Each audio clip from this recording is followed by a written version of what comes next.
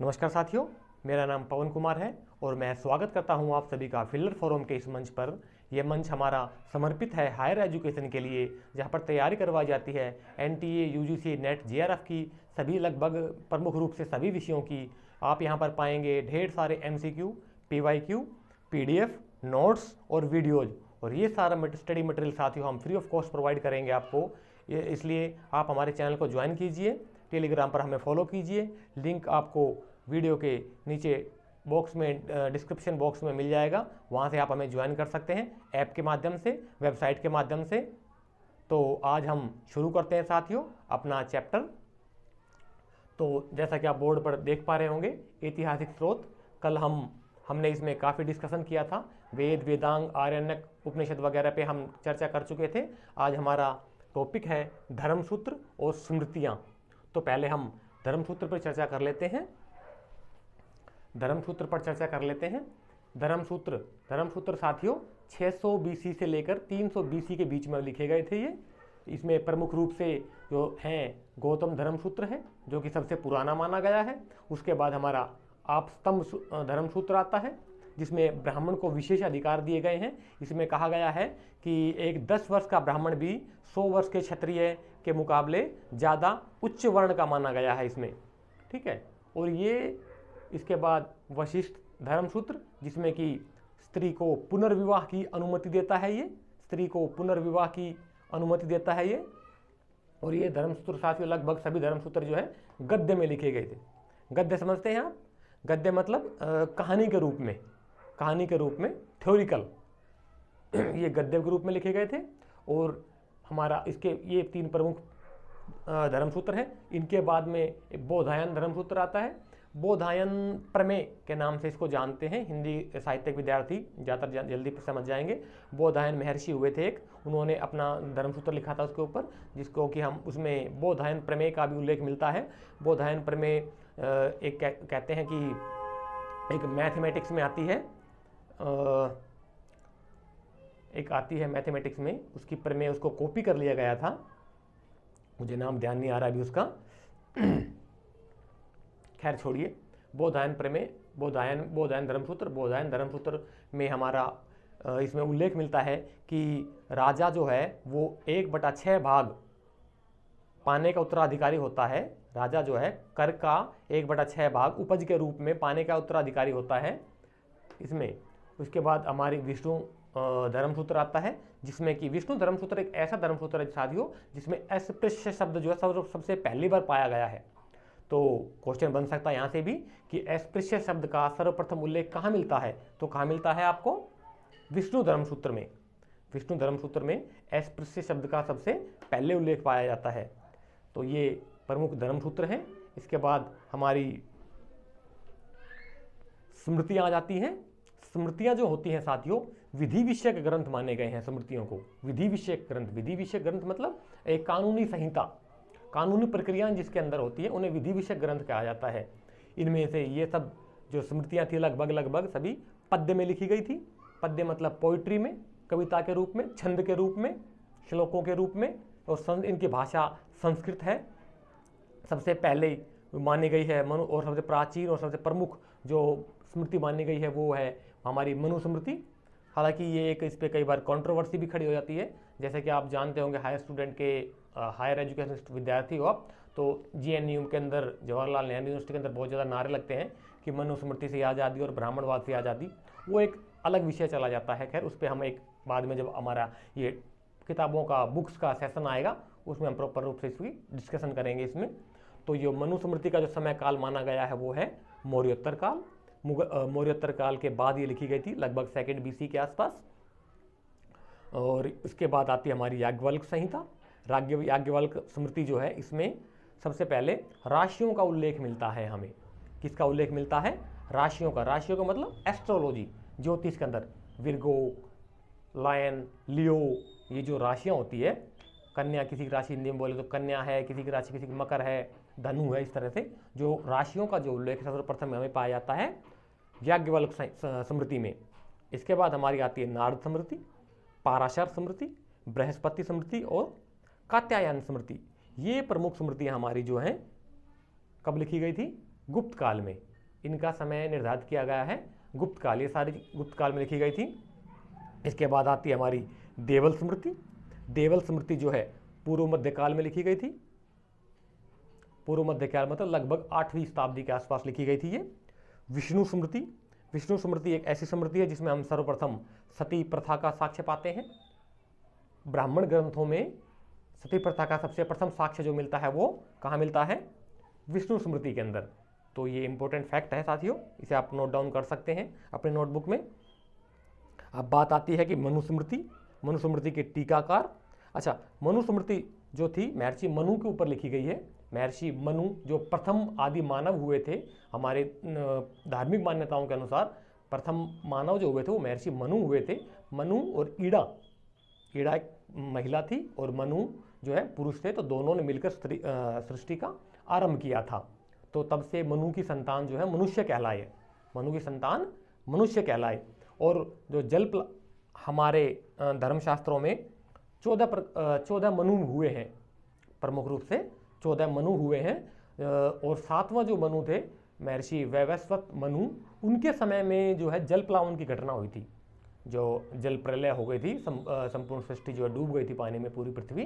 और उसके बाद महर्षि मनु ने एक बहुत बड़ी नाव, एक शिप के ऊपर सभी पशु पक्षियों को, जानवरों को और जितने वो बचा सकते थे, पेड़ पौधों को एक एक प्रजाति के रूप में उन्होंने तब को बचाया। और जब पानी सारा सूख गया उसके बाद दोबारा से उस सृष्टि का पुनः प्रारंभ हुआ था।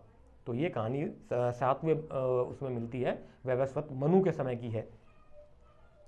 तो मनुस्मृति के टीकाकार, मनुस्मृति के टीकाकार जो हैं भारुचि, गोविंदराज, कुल्लुक भट्ट और सर्वज्ञ नारायण, ये प्रमुख जो हैं इसके टीकाकार हुए हैं मनुस्मृति के।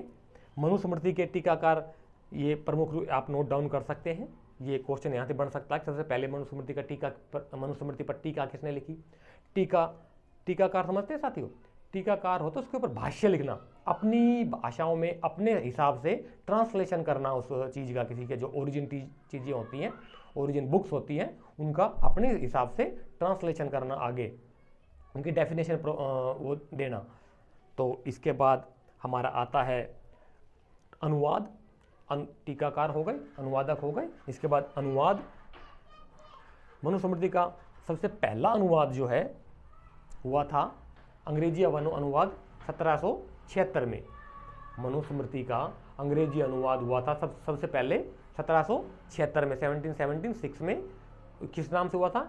ए कोड ऑफ गेंटू लाज। 1776 में इसका हुआ था ए कोड ऑफ गेंटू लाज करके, इसका अंग्रेजी में फर्स्ट अनुवाद हुआ। उसके बाद रॉयल एशियाटिक सोसाइटी, जिसका स्थापना की थी सर विलियम जोन्स ने 1784 में, उन्होंने फिर से इसका ट्रांसलेशन किया, फिर से इसका अनुवाद किया। किस नाम से? Institute of Hindu laws. किस नाम से किया साथियों? इंस्टीट्यूट ऑफ हिंदू लॉज के नाम से Royal Asiatic Society of Bengal ने 1784 के बाद में इसका अनुवाद किया था, इंस्टीट्यूट ऑफ हिंदू लॉज। तो ये हमारे धर्मसूत्र और ये हमारी स्मृतियाँ, ठीक है। विधि विषयक ग्रंथ। अब विधि विषयक ग्रंथ के ऊपर साथियों हमारा उस पर ले लेते हैं चर्चा थोड़ी सी, कि उत्तराधिकार के नियम हमारे किस में आते हैं। हालांकि इनमें स्मृतियों में भी उत्तराधिकार के नियम आते हैं, लेकिन प्रमुख रूप से जो उत्तराधिकार के जो नियम आते हैं वो आते हैं हमारे दाय भाग और मिताक्षरा। दाय भाग और मिताक्षरा 2 विधि विषयक ग्रंथ हैं जो कि हमें उत्तराधिकार के नियम पर बताते हैं।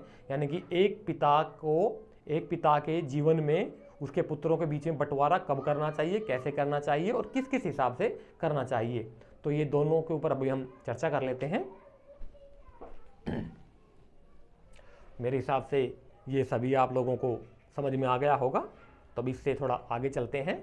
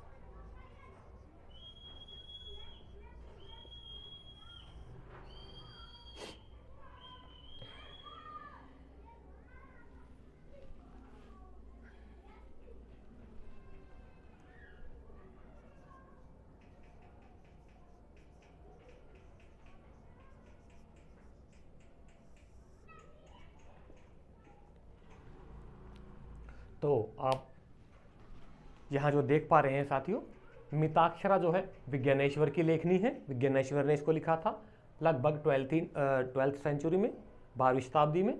ऐसे ही दाय भाग लिखा गया था जीमूतवाहन के द्वारा, ये भी लगभग 12वीं शताब्दी की रचना मानी गई है। ठीक है, तो इनमें दोनों ग्रंथों में उत्तराधिकार संबंधी नियम है।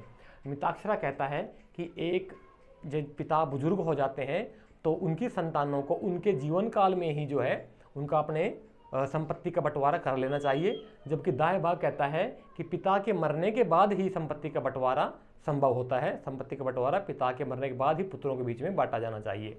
बंगाल और असम में को छोड़ करके लगभग सभी भारत में दाय भाग का सिद्धांत लागू होता है पिता की मृत्यु के बाद, और उससे और बंगाल और असम के अंदर मिताक्षरा का सिद्धांत लागू होता है लगभग। ठीक है, यहाँ तक का ये दो इम्पोर्टेंट बुक्स हैं साथियों। ये दोनों हालांकि उसमें आते हैं, मैचिंग के क्वेश्चंस में आते हैं कि मिताक्षरा जीमूतवाहन ने लिखी या विज्ञानेश्वर ने लिखी या दाय भाग किसने लिखी, तो इनमें कंफ्यूज मत होना, आप इनको नोट डाउन कर सकते हैं। अब हम ये हमारा ब्राह्मण ग्रंथ वाला जो टॉपिक होता है, ब्राह्मण ग्रंथ जो धार्मिक ग्रंथ जितने थे ये हमारे कंप्लीट हो गए हैं यहाँ पर। अब हम आगे इससे बौद्ध ग्रंथ और जैन ग्रंथों के बारे में चर्चा करेंगे।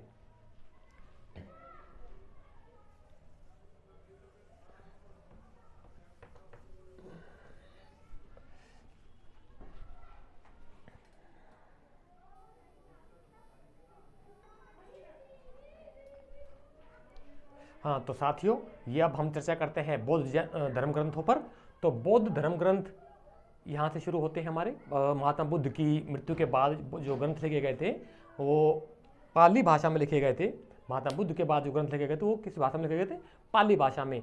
और प्रमुख रूप से कौन से ग्रंथ कहलाए? वो त्रिपिटक।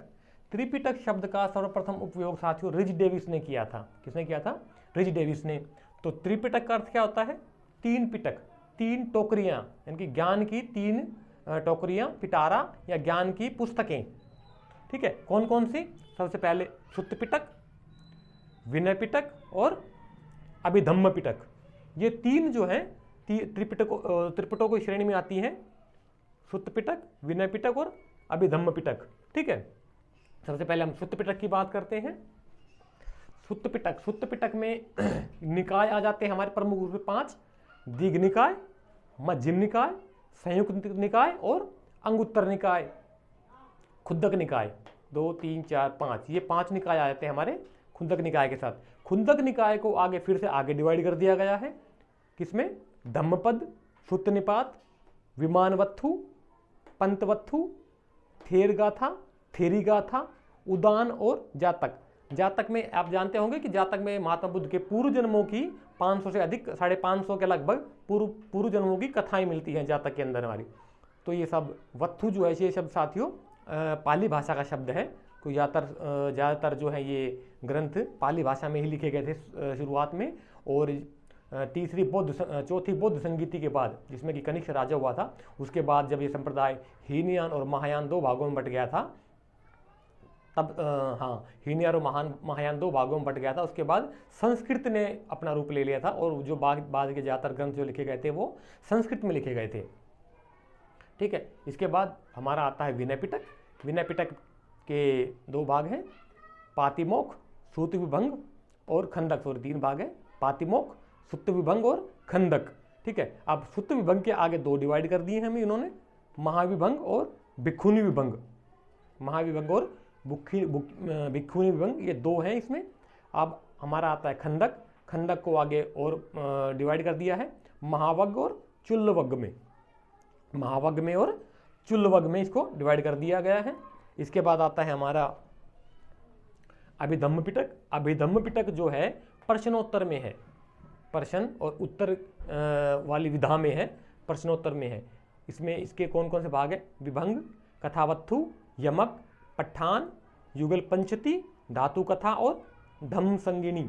धर्म संगिनी कह सकते हैं, धम्म संगिनी पाली भाषा का शब्द, धम्म हिंदी में धर्म बोल देंगे तो धम्म संगिनी, ये इसके पार्ट हैं। तो आप इसका नोट डाउन कर सकते हैं, इनको पॉज करके इसका स्क्रीनशॉट ले सकते हैं, नोट डाउन कर लीजिए इसको। इंपॉर्टेंट क्वेश्चन है, इसी में से बहुत सारे क्वेश्चन बनते हैं हमारे। ठीक है, तो प्रमुख रूप से पाली भाषा में लिखे गए थे। त्रिपिटक है, सुत्त पिटक, विनय पिटक और अभिधम्म पिटक। ठीक है, अब इनके ऊपर जो बाद के जो विद्वान थे उन्होंने क्या किन किन कौन कौन से उस समय के विद्वान हुए हैं जिन्होंने ग्रंथ लिखे हैं उसके बारे में डिस्कस करते हैं।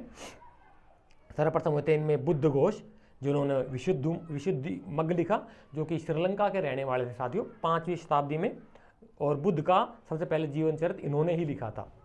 ठीक है, मिलिंदपन्न हो एक पुस्तक है जो कि जिसमें कि नागसेन और मिनांडर के वार्तालाप है। नागसेन बौद्ध भिक्षु थे, मिनांडर एक राजा था। मिनांडर ने बहुत सारे प्रश्न पूछे थे, नागसेन ने उनका उत्तर दिया था और इसके समस्या का समाधान किया था। तो मिनांडर भी बाद में इनसे प्रभावित होकर के बौद्ध हो गया था। ठीक है, यहाँ तक का मेरे हिसाब से आप सभी को लगभग समझ में आ गया होगा। इसके आगे देखते हैं।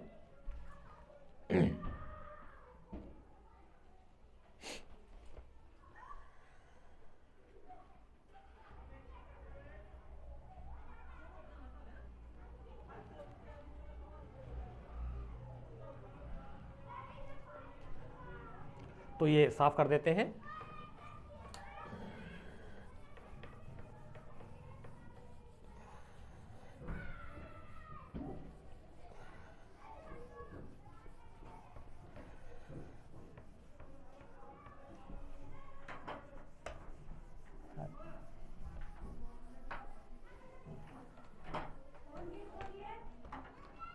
एक मिनट।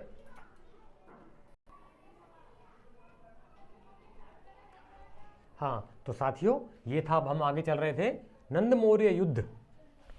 नंद मौर्य युद्ध मतलब चंद्रगुप्त मौर्य और घनानंद का जो युद्ध हुआ था उसका हमें संदर्भ मिलता है सबसे पहले कहाँ पर, मिलिंदपन्हो में। ठीक है, मिलिंदपन्हो में हमें नंद मौर्य युद्ध का संदर्भ मिलता है। उसके बाद संस्कृत के विद्वान आ जाते हैं। संस्कृत के विद्वान कौन कौन थे प्रमुख रूप से, वसुमित्र, अश्वघोष और नागार्जुन। नागार्जुन थे जो इन्हें भारत का आइंस्टाइन भी कहा गया है, भारत का आइंस्टाइन कहा गया है नागार्जुन को। नागार्जुन का प्रमुख रूप सिद्धांत कौन सा था, शून्यवाद, सापेक्षवाद। कौन सा सिद्धांत था इनका, शून्यवाद और सापेक्षवाद। इसमें एक सप्तभंगीय भी आता है, इनका एक सिद्धांत जो था वो सप्तभंगीय सिद्धांत भी आता है, जिसमें कि सत्य को साबित करने के लिए 7 चरण बताए गए हैं। ठीक है, और जो हमारे ग्रंथ है महावत्थु, उसमें 32 प्रकार की लिपियों का उल्लेख मिलता है और ललित विस्तर में 64 लिपियों का उल्लेख मिलता है। ये दोनों क्वेश्चन साथियों नेट के आए हुए क्वेश्चन, इनको नोट डाउन कर लीजिए अच्छे से। महावस्तु में 32 लिपियों का उल्लेख और ललित विस्तर में 64 लिपियों का उल्लेख, मतलब एक प्रकार की भाषा, 32 भाषाएं या 64 भाषाओं का उल्लेख मिलता है। ललित विस्तर में 64 का और महावस्तु में 32 लिपियों का उल्लेख मिलता है। ठीक है, ये हमारा बौद्ध चैप्टर यहाँ पर कंप्लीट हो जाता है। उसके बाद हमारे आ जाते हैं जैन ग्रंथ। जैन ग्रंथ, इतिहास को जानने के जैन ग्रंथ में कौन कौन से ग्रंथ हैं, जिन जैनों को महावीर स्वामी के बाद जो 14 पूर्व लिखे गए थे अर्धमागधी भाषा में, महावीर स्वामी के ही द्वारा 14 पूर्व लिखे गए थे। पूर्व बोलते हैं उनको ग्रंथों को, या आगम भी बोल देते हैं। आगम का अर्थ होता है सिद्धांत, जो कि अर्धमागधी भाषा में लिखे गए थे। 14 पूर्व या आगम लिखे गए थे साथियों। बाद में जो है दूसरी जैन संगीति के अंदर केवल 12 पूर्वों को ही प्रमाणिक रूप से माना गया था। और प्रमुख जैन आचार्य जो कौन कौन हुए थे, कुंडकुंड, सिद्धसेन, दिवाकर और देवनंद। ये जो प्रमुख जैन आचार्य हुए हैं 300 से 600 AD, यानी कि तीसरी शताब्दी से लेकर के 6वीं शताब्दी के बीच में ये प्रमुख जैन आचार्य हुए हैं। अब हम बात कर लेते हैं जैनियों की जो ग्रंथ लिखे गए उनकी। तो पुराण बहुत इंपॉर्टेंट है। इनमें कौन कौन से पुराण हैं, पद्म पुराण, हरिवंश पुराण, आदि पुराण और कलिका पुराण। ये 4 प्रमुख पुराण माने गए हैं इनके। और किताबें, पुस्तकें कौन सी लिखी साथ साथ हैं, भगवती सूत्र, जिनमें तीर्थंकरों की जीवनियाँ हैं। भगवती सूत्र में तीर्थंकरों की जीवनियाँ हैं। ठीक है, भद्रबाहु चरित में 16 महाजनपदों का उल्लेख आया था इसमें, और रत्ननंदी के द्वारा ये लिखा गया था। कुवलयमाला उद्योतन सूर्य द्वारा लिखा गया था 773 में, 773 AD में। आचरांग सूत्र में नियम आ जाते हैं, आचार विचार के नियम आ जाते हैं आचरांग सूत्र में। और एक पट्टावलियाँ होता है साथियों, इसमें गधैया मुद्रा का उल्लेख मिलता है। सबसे पहले गधैया मुद्रा हुआ करती थी एक उस समय की, गधैया मुद्रा बोलते हैं उसको, तो उसका जिक्र मिलता हमें पट्टावलियाँ ग्रंथ है एक, उसमें मिलता है। तो आज का हमारा ये चैप्टर लगभग कंप्लीट हो गया है। और हाँ, एक बात और बता देता हूँ साथियों आपको, जो सबसे पहले ऑथेंटिक रूप से, प्रमाणिक रूप से जो इतिहास की पुस्तक मानी गई है, वो मानी गई है हमारी ये राजतरंगिणी, जो कि कल्हड़ ने लिखी थी 1148 से 1150 के बीच में। और उसके बाद फिर उसको और आगे बढ़ाया था जौनराज, श्रीवर और प्राज्ञ ने मिल करके। वो राजा जयसिंह के समय काल में हर्ष के एंड में, और राजा जयसिंह के शुरुआत में जो है कल्हड़ ने लिखी थी, 1150 में उन्होंने कंप्लीट कर दी थी। और उस समय जो राजा थे वो जयसिंह थे, कश्मीर के राजा थे। ये मुगल कालीन जयसिंह की बात नहीं हो रही है। 12वीं शताब्दी में 1150 में राजा जयसिंह थे, उनके दरबार में जो कल्हड़ जो थे विद्वान थे, उन्होंने उस पर लिखी थी। और अंतिम जो राजा की जीवनी मिलती है वो जयसिंह की मिलती है कल्हड़ की राजतरंगिणी में। उसके बाद फिर प्राज्ञ भट्ट, जौनराज और श्रीवर ने मिलकर के राजतरंगिणी को आगे बढ़ाया था। ठीक है साथियों, तो आज का लगभग हमारा चैप्टर कंप्लीट हो जाता है बौद्ध ग्रंथ में। अगले चैप्टर में हम और डिस्कशन करेंगे, इसके आगे वाले टॉपिक्स के ऊपर डिस्कशन करेंगे। जब तक के लिए आप हमारे साथ बने रहिए। हमारा फिलर फोरम जो मंच है समर्पित है हायर एजुकेशन के लिए, यहाँ पर आपको MCQ, PYQ, वीडियोस, नोट्स और PDF सब कुछ फ्री ऑफ कॉस्ट प्रोवाइड किया जाएगा। आप हमें ज्वाइन कर सकते हैं, नीचे लिंक के माध्यम से ग्रुप में ज्वाइन कर सकते हैं, टेलीग्राम पर हमें फॉलो कर सकते हैं।